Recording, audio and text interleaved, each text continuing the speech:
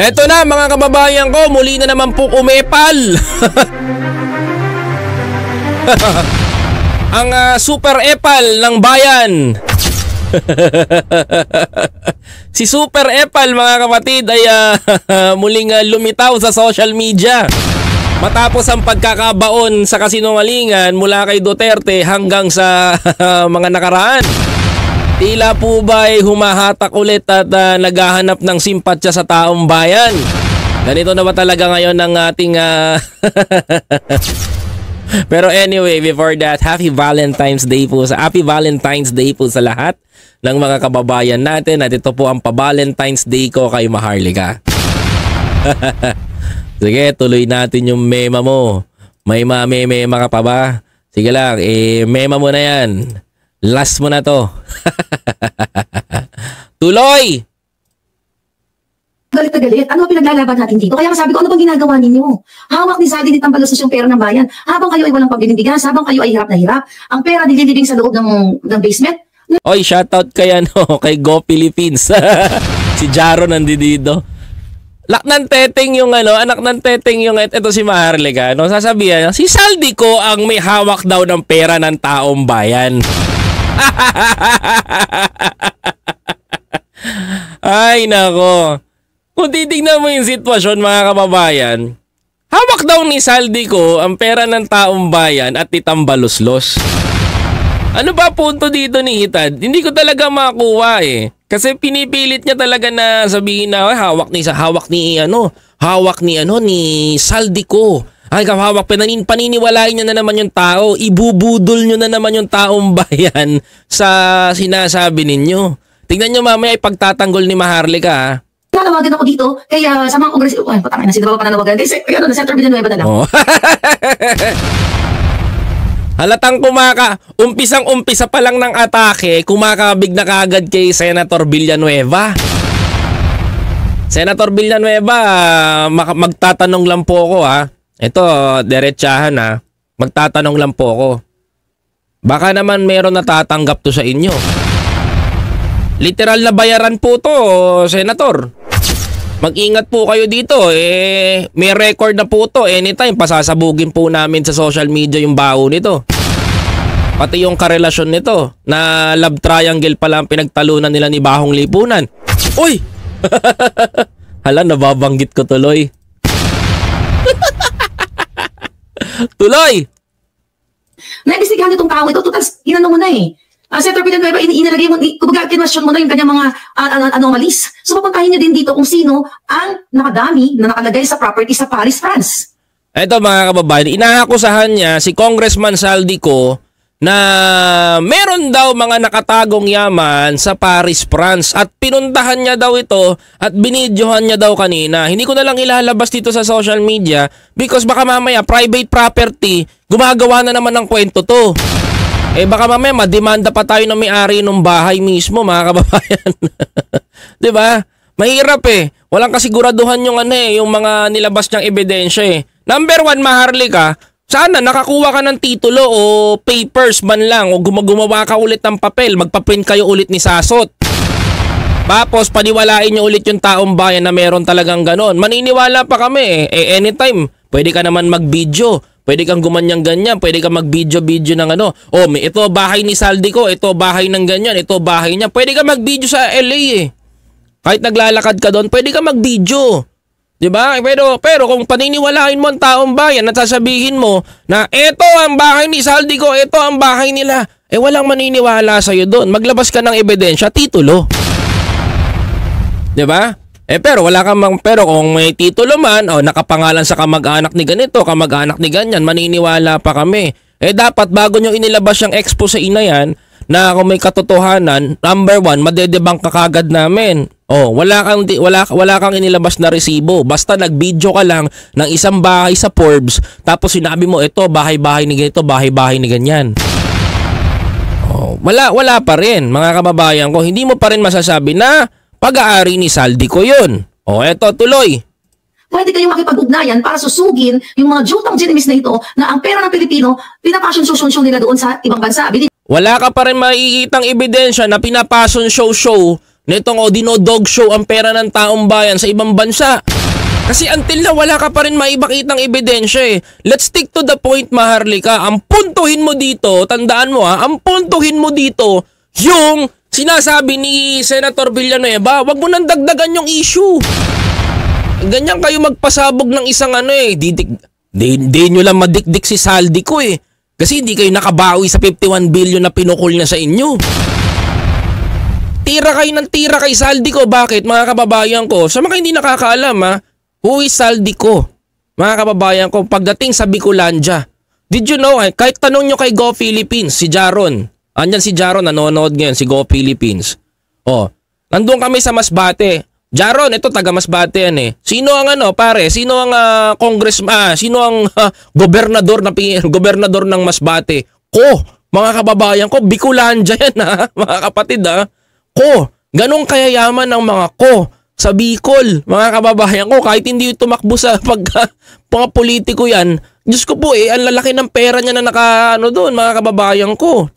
Anyway, shoutout kay Governor ko ng Masbate. Ayan Gov, sana makarating ulit kami dyan sa isla mo. Tuloy. Ng Hermes, pinapasara ang mga designers, boutique and everything. Okay?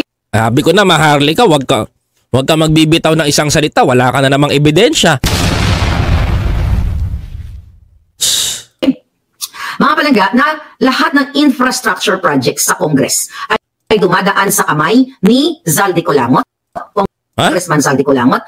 Lahat daw ng infrastructure government dumadaan daw kay Congressman Zaldico. Totoo ba dumadaan kay Congressman Zaldico? Bakit yung kay Pulong hindi dumaan? 51 billion yun late na lang nakita. Hindi ko, ito lang katuwaan lang.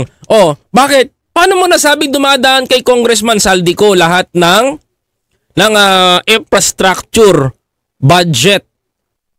Bakit yung kay Pulong, mga kababayan ko, hindi nakita ni Kong Saldi? 'Di ba? Late na nakita kung talagang dumadaan. At Congressman Edwin Guardiola, bagong pangalan to, Congressman Edwin Guardiola and Congressman Momo. Okay? So itong tatlong ito, lahat nasushoot ang mga proyekto, ang mga infrastructure projects sa mga... Bandang huli, sisisi niya yan kay Lisa, tingnan nyo. Tingnan mo kamay nila dahil sila po ang kasabwat. Ayon sa ating puting ahas, wala ka naman puting ahas. Ang pangalanan mo na, si Sapot. Si Sapot lang ang puting ahas mo, at saka si Paandar. Si Paandar lang din yan. Ni Lisa Smugs, ni Tambaluslos, ni Sandro na magnakaw hubasin ang pera ng bayan. Wala kang ebidensya na si Congressman Sandro Marcos nagnanakaw sa pera ng taong bayan. Until now, hindi mo pa rin mapangalanan yung sinasabi mo at wala kang mailabas na ebidensya na si Abel Bacujo nagbigay ng Rolex. Until now, wala Diba? Dahil dun wala yung position ni Ko ngayon, yung dating position ni Pulong Kaya pala. Ayan. Sabi ni Go Pilipinas 2.0, si Jaro nandito. Ayan, yung dating pwesto ni Pulong, posisyon na ngayon yung posisyon ngayon ni Ko, ni Zaldico ngayon, dating posisyon pala ni Pulong. Kaya pala nagtatalo sila. Paano? Nabubusisi na lahat 'di ba? So ngayon, sabi ko nga, sabi ko, lahat ng gustong magkaroon, ng proyekto, infra project, ay dumadaan sa kamay nila. So ibig sabihin, lahat ng infrastructure project ng mga congressman din, dumadaan din dati kay Pulong. Di pinaparatangan mo 'di ba? Now I know. Kaya pala ganyan ang ginagawa nila kay Congressman Zaldico ngayon. Kasi alam nila mga kababayan ko na medyo madaling butasan, 'di ba? Si Congressman Zaldico naglabas ng 51 billion ng First District ng Davao dun sa infrastructure kuno na hindi naman naipakita until now. 'Di ba mga kababayan ko? Tapos ngayon, dahil si Congressman Zaldico na ang pumalit dun sa position nito ni Pulong, mga kababayan, siguro maraming hindi na pagbigyan sa mga corrupt style na ginagawa ng iba, binabanatan nyo ngayon si Congressman Saldico. Kasi ibang klase yung pasabog kanina ni Senator Joel. Mamaya pupunta tayo doon. No, ibang klase yung mga pasabog ni Senator Joel kanina. Talaga nilabasan ng papers na kung ano-anong ganito, may maipakita sa media. Pero di naman natin nakita yung totoong ebidensya. 'Di ba? Pero mamaya pag-usapan pa rin natin 'yon. No, medyo nagiging malinaw to kung bakit nyo binabanatan si Congressman Saldico, ha? Medyo nagiging malinaw to sa akin. Ayan, ha? At papaano, mga kababayan? Umaabot ng what? 52.5% ang tongpats o patong ng mga hinayupak na ito. Maliit yun! Maliit yun! Maliit yun! Kung totoo yan, ha? Kung sakaling totoo yan, yung mga tongpats na sinasabi mo, yung patong, maliit yun! Mas malaki pa rin yung 51 billion! 51 billion pa rin yung malaki doon, uy! Tuloy! Para sa kanila. Imagine niyo, sabi ko nga kung ang budget is 1 million para sa kalsada, tapos ang 52.5% kukunin nila. Doon nga di ba? Doon nga bakit di mo binanatan? Yung tulay nga wala namang ilog. Hindi mo namang kinana. Isa lang sa mga example. Noon kasi may mga corrupt. Totoo, mga kababayan ko. Noon kasi may mga corrupt tayo na mga siguro masasabi natin mga congressman, no? Alam mo, galit na galit nga ako dati sa mga ganun So, totoo lang Alam mo kung bakit ako nagagalit, mga kababayan ko? Kasi dumadaan kami sa kalsada, lubak-lubak mga kababayan ko. Let me example, lubakan. Lubakan Totoo lang, kaya nakakainis dumaan. Ibig sabihin, may problema ang congressman na humahawak doon. Galit na galit ako doon. Kasi hindi na iaayos. Isa sa mga priority kasi ng mga congressmen natin, yung mga ngayon mga kababayan ko, may umupo na matino dyan sa position dati ni Pulong, mga kababayan ko.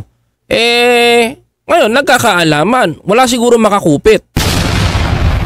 Dahil sa wala sigurong makakupit, binabanatan si Saldico. Hindi ba ganun yon? Yan naman kasi nagiging madalas na problema ng lahat. Diyan nag-uumpisa yung mga banatan ng mga yan So, totoo lang. Ngayon, gagawin nila, magbabanatan, hahalukayin yung ganito, hahalukayin yung ganyan, hahalukayin yung buhay. Anak ka ng teteng kung maghahalukayan kayo ng lifestyle. Mga kababayan ko, tumakbo sa Congress yan as a national party list, ng ako Bicol party list. Ang laki ng expenses niyan. Akala nyo ba maliit? Mga kababayan ko, malaki ang ginagastos ng mga yan. So, ibig sabihin nito, kung nakatakbo si Congressman Saldico sa ganun, sa national, para sa party system, mga kababayan ko, ibig sabihin, may pondo at may pera, may kaya yan. Di ba? Kaya ako sasabihin niya, bumibili sa Forbes Park, dumadaan sa ganito. Napaka-imposible. Kasi hindi ako maniniwala tatakbo ng pagka-congressman yan, ng maliit ang pera niyan. Hindi ako maniniwala. Wala akong nakitang congressman na tumakbo na maliit ang pera. Maliit at walang kaya. No? At hindi mayaman. Pero man ako makita siguro certain lang, pero Saldico. Tapos isipin mo Bicolan siya. Kung alam mo ang Bicol, Diyos ko po. Kung alam mo ang Bicol, kilala ang mga ko pagdating sa yaman ng sa yaman. Makakala nyo yung isang ko na kilala kong gobernador may pagmamay-ari ng isla. 'Di ba? Chopper everyday ang alis, mga kababayan. Ganun ang buhay nun. 50 na lang, di kalahati. 500,000. Anong kalsada ang dadaanan ng taong bayan? Kalsadang lastiko? Goma? Tanong ko nga dito. Sige, tanong natin. Example. Masabihin nyo na ganyan ang ginagawa. Bakit hindi mo pulahin si Pulong? Nasaan din nila ni Pulong yung 51 billion? Sige nga, tatanungin nga kita. Mas kinakampihan mo dito Hindi, magko-comparison tayo. Kasi ini-issue ninyo. Pinupukulan nyo ng issue. Sinasabihan nyo na kumikickback itong si Saldico, itong si Congressman Saldico na sa mga project. Tatanungin ko kayo, di ba mga kababayan ko, kung kumikickback yung mga yan, punahin mo, walang problema. Pero kaya mo bang patunayan? Pero ito, ang tanong ko rin sa'yo, pag pinuna mo si Saldico, punahin mo rin si Pulong, nasan yung 51 billion? Hindi mga kababayan ko punahin natin. Kasi hindi tayo bias dito na isa lang papanigan natin. Total naman pinupuna mo, opinion mo yan, Sa mga sinasabi mo, wala namang problema. Hindi ko naman sinasabi na ganito, ganyan, ganito. Ang akin lang dito, mga kababayan ko, ang akin lang dito, kung pupunahin mo si Saldico patungkol doon sa pinagbibintangan mo siya na kumikickback ng kalahating milyon sa per project, tatanungin kita, asan napunta yung 51 billion? Ba't hindi nyo maipaliwanag dito? Si Badong Aratilis nga, si Maharlika, itong si Sapot, itong mga DDS vlogger, walang masabi. Until now, tikom ang mga bibig ng mga yan. Samantalang kami dito, ini-echo namin yung kabalbalan na nangyayari noon, wala pa rin maririnig na maganda sa mga yan. Laging mga kababayan ko, puro puri dun sa mga taong sinuportahan nila gumawa ng mali. It's hard to say, no? It's hard to say, kung magbibintang kayo dun sa isang tao, siguraduhin nyo na wala rin butas yung isang tao. Alam mo, wag nyo laruin yung utak ng mga Pilipino eh. Kasi ang ginagawa nyo, minamind conditioning nyo sila eh. Can you imagine, pagbintangan mo si Congressman Saldico, si Ele Saldico, na kumikickback ng 25%, kalahating milyon per project. Pero isipin mo mga kababayan ko, yung 3 years sa isang distrikto, 51 billion yung kinikback. yun ang masaklap mga kababayan. Di ba? Mag-iisip kayo ngayon, 51 billion yung kinikback versus 500 ganito. Putya ragis na yan. Di ba? Itong binibintang niya ni Maharlika, allegedly kay Saldico. Mga kababayan, yung isa may 51 billion, may record sa DPWH, pati sa Department of Budget and Finance. Di ba? Halatang role play ang ginagawa ng mga to eh. Tama yung sinabi ni Go Philippines, ni Jaron.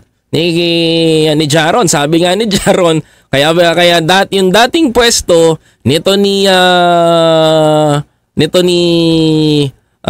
Pulong Duterte ay pwesto na ngayon sa Kamara ni Congressman Ele Saldico. Ngayon mga kababayan ko, may matino tayong pumosisyon doon. Wala siguro mga kickback na mga kalaban ng kabilang kaalyado.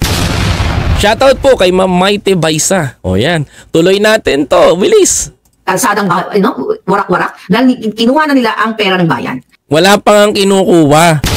Pero yung 51 billion may kinuha na. Kita naman natin yung epekto mga kababayan ko, 'di ba? Nagbenepisyo ang Davao dahil sa sabi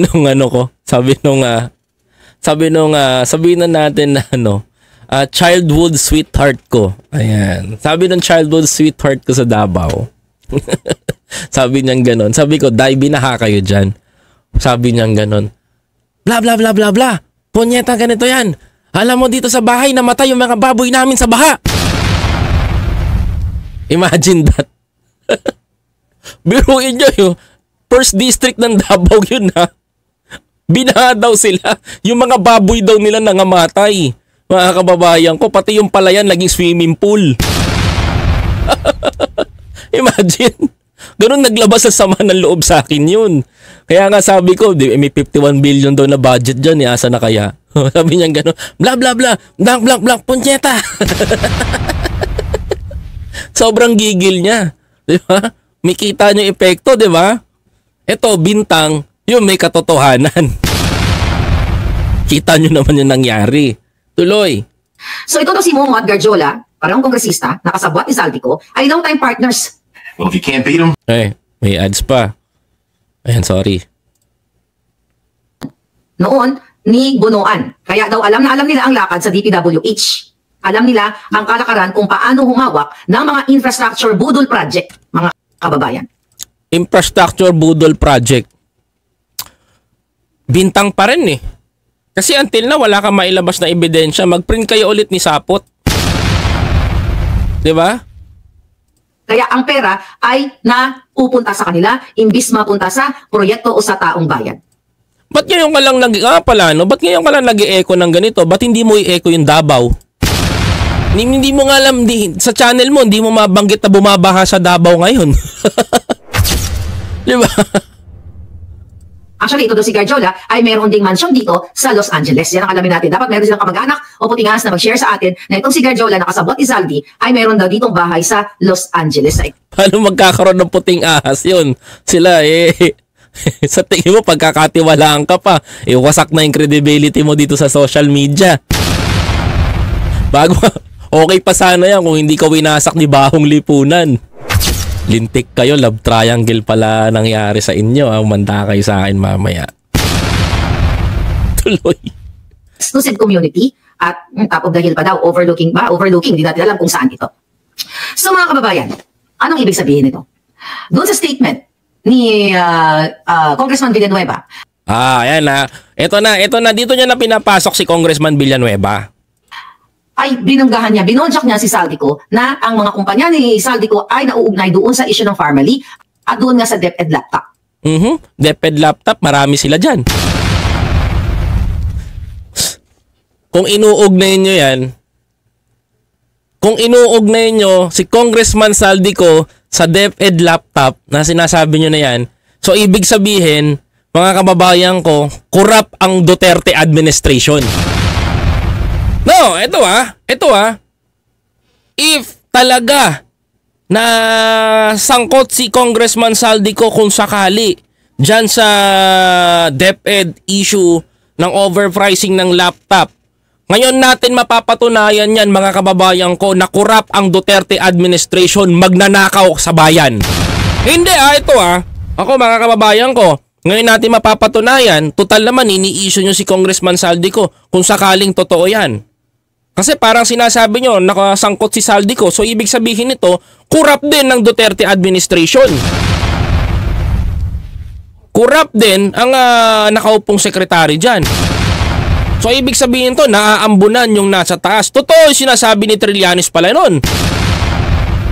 Parang pinatutunayan nyo sa amin ngayon yan Binonjak niya si Saldico na ang mga kumpanya ni Saldico ay nauugnay doon sa issue ng Farmally at doon nga sa DepEd laptop. Last year, naulat na natin yung DepEd laptop na yan. Pero ngayong araw na ito, nakaraang araw, ay napatunayan natin na yung mga information na nakakarating, mga palangga, ay kinalkal ni Joel Villanueva. Sabi ni Senator Villanueva.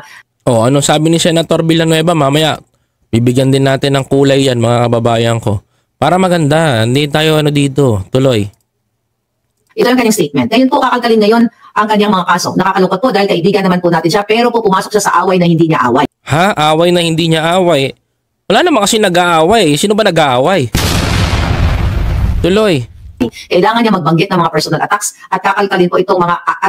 I think that is not personal attacks Because Congressman Saldico, dinadrive niya yung gusto inapaalam ng kanyang district, ng kanyang ng national district ng Ako Bicol Party List sa stand niya sa PI. Kasi ang nangyayari ngayon, nahihidwaan na lang kayo hindi ako po-focus sana doon, pero mamaya bibigyan natin ng linaw. Kalkalin itong mga atraso niya sa bayan. So kinalkal niya. Ito yung kumpanya niyang SunWest Corporation. Tanong ni Villanueva. Pag nabara kayo ng isang congressman pala dyan, kakalkalin niyo yung baho, kalkalin ka rin kaya natin yung baho ng mga senador. Paano kayo masasabi nila dito? Ano mangyayari? Di ba mga kababayan ko? Sino talaga ang totoong corrupt? Ako may alam ako. Pero di ko muna sasabihin mga kababayan ko. True or false? Ito po ba ang isa sa pinakamalaking government contractor sa bansa? Sagot, sabi niya, true. So imagine mo September pa dating expose. Siyempre, hindi na mapapansin ng mainstream media yan dahil mga kasabotado si Lisa Smugs dyan. So ngayon, ay... Lisa Smugs ka na naman. Ano kinalaman ni Lisa Smugs ngayon dyan? Nabuang na kaya Inday. Diyos ko, dili ka na nakamove on kay Lisa. Pag sure. Isang senador, Villanueva, ang nagpapatunay sa ating mga expose. Sabi ni Villanueva, true. Okay, true or false? Ang korporasyon niya po, ang SunWest Corporation ay kasama dito sa controversial na Farmally. Kasi, Farmally case, dito na iniimbestigahan sa Senado na pinapakasuhan ng Senado. Yan ang sabi niya. Talaga ba? Kung maglabas... Pag sinabi mong Farmally, napakarami nila. So, corporation yan. Mga kababayan ko, hindi lang iisa. Kung kayo ng baho, dapat naman siguro maligo. Baka tumatak sa isip nyo mga kababayan ko, pag-aari ni Saldico lahat ang yung corporation na yon. Because until now, allegedly pa rin yun mga kababayan ko, pinaghihinalaan pa lang nila. Ka muna. O, tama. At masaklap po, sa kabila po ng track record na ito ni Mr. Zaldico, ang masaklap ay inappoint pa siya ng Kamara de Representante. Kung in-appoint man sa Kamara, mga kababayan ko, I think mga kapatid, ang pinagtatalunan natin ngayon dito, to be honest ako lang pinagtatalunan natin ngayon dito. No? Ang pinagtatalunan natin ngayon dito is, hindi na po yung baho ng mga congressman No? Sa totoo lang, hindi yung baho ng mga congressman, bukeke. Alam mo, makinig ka sa akin, bukeke Makinig ka sa akin. No? Ang kailangan ng tao dito ngayon, ang pinagtatalunan natin, hindi naman nakakatulong sa bayan yung maghalongkatang kayo ng mga baho ninyo. Kasi kung yan ang itutulong nyo sa taong bayan, magtatrabaho kayo, tapos sasabihin nyo sa amin dito na nagtatrabaho kami, nilalaban namin yung aming karapatan ni ganito. Lahat naman tayo lumalaban ng karapatan kada gigising nga tayo ng umaga, mga kababayan ko, nilalaban natin ang ating buhay Wag nyo sasabihin na ito, walang ganyan na kailangan ganito. Maghahalongkatan lang kayo ng inyong mga baho, di nakakatulong sa bansa natin yan. Okay? Di nakakatulong sa bansa natin yan. Kung ako sa inyo, trabahuhin nyo yung dapat natin trabahuin para sa taong bayan. No? Kung mapapansin nyo, ngayon, isa lang ang thinking ko dito. Inaatake si Congressman Zaldico ni Senator Joel Villanueva because dahil nga sa mainit na pahayag nito ni Congressman Zaldico patungkol sa PI. At ang PI na pinupunto ni Congressman Zaldico is tumututok at dumidiin at dumidikdik, mga kababayan ko, doon sa kanila. At pumoposisyon yung mga bitaw ni Congressman Zaldico at ng ibang congressmans patungkol sa mga senador na talaga naman nadidikdik at masasabi nila na parang wala kaming palag dito Parang pinatunayan nyo sa amin ngayon. Parang pinatunayan nyo sa Congress ngayon na natatakot kayo sa kanila. Diba mga kababayan ko? Isa pa. Mga kapatid. Ito pa. Mga kababayan ko. Meron pa mga kababayan. Wait, there's more. Mga kababayan ko. Nang dahil sa pagpukpok at nakikilala nyo si Congressman Zaldico doon sa pagdikdik sa maiinit niya mga pahayag, mga kababayan ko, na nilabas sa social media noon, ang ending ngayon mga kababayan, mga kababayan ko, ang proportion na nangyayari, ang ending ngayon, parang lumalabas na gusto pang palabasin ngayon maghahalongkatan tayo ng baho, maghahalongkatan tayo ng ganito, ibibigay namin, naghamong ka, pumasok ka sa hindi mo naman laro, hindi mo naman kaaway.